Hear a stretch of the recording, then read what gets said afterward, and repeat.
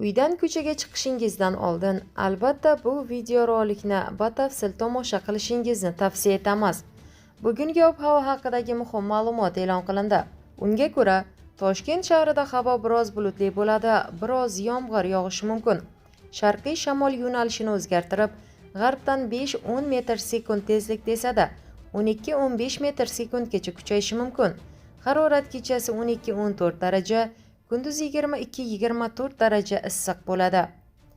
Qoraqalpog'iston Respublikasi va Xorazm viloyatida havo biroz bulutli bo'ladi. Kechasi va ertalab ba'zi joylarda qisqa muddatli yomg'ir yog'adi. Momaqaldiroq bo'ladi. Sharqiy shamol yo'nalishini o'zgartirib, g'arbdan 7-12 metr sekund tezlikda esadi. Ba'zi joylarda 15-20 metr sekundgacha kuchayishi, ayrim joylarda chang to'zonlar bilan kuzatilishi mumkin. Harorat kechasi 8-13 daraja, kunduz 18-23 daraja issiq bo'ladi. Buxoro va Navoiy viloyatlarida havo biroz bulutli bo'ladi. Ayrim joylarda biroz yomg'ir yog'ishi mumkin. Sharqiy shamol yo'nalishini o'zgartirib, g'arbdan 7-12 metr sekund tezlikda esadi. Ba'zi joylarda 15-20 metr sekundgacha kuchayishi, ayrim joylarda esa chang to'zonlar bilan kuzatilishi mumkin. Harorat kechasi 13-18 daraja, kunduz 25-30 daraja issiq bo'ladi.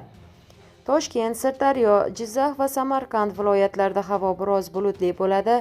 Ayrim joylarda biroz yomg'ir yog'ishi mumkin.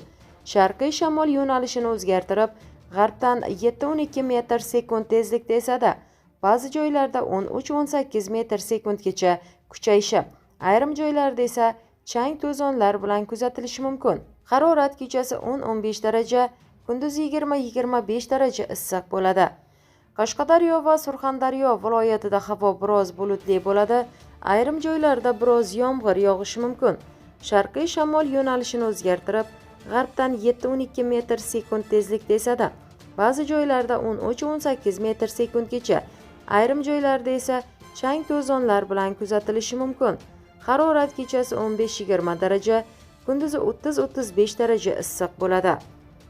Andijon, Namangan va Farg'ona viloyatida havo biroz bulutli bo'ladi. Ba'zi joylarda qisqa muddatli yomg'ir yog'adi.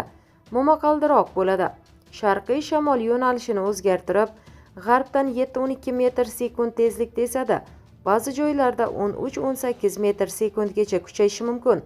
Harorat kechasi 12-17 daraja, kunduz 21-26 daraja issiq bo'ladi. Respublikaning tog'li hududlarida havo biroz bulutli bo'ladi. Ba'zi joylarda qisqa muddatli yomg'ir yog'adi. Momaqaldiroq bo'ladi. Sel, suv toshqin hodisalari yuzaga kelishi mumkin. Shamol g'arbdan 7-12 metr sekund tezlikda esadi. Ba'zi joylarda 15-20 metr sekundgacha kuchayishi mumkin. Harorat kechasi 5-10 daraja, kunduz 12-17 daraja issiq bo'ladi.